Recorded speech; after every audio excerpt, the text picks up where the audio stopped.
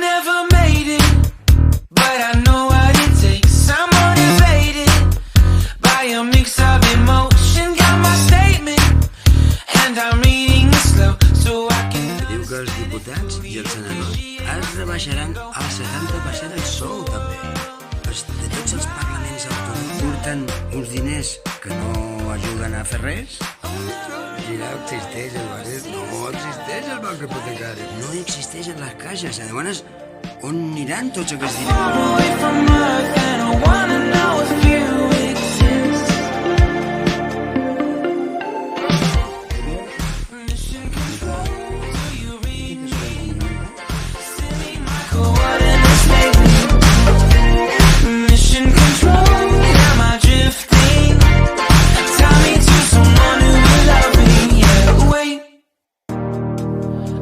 I'll last a bit longer, find another reason to breathe.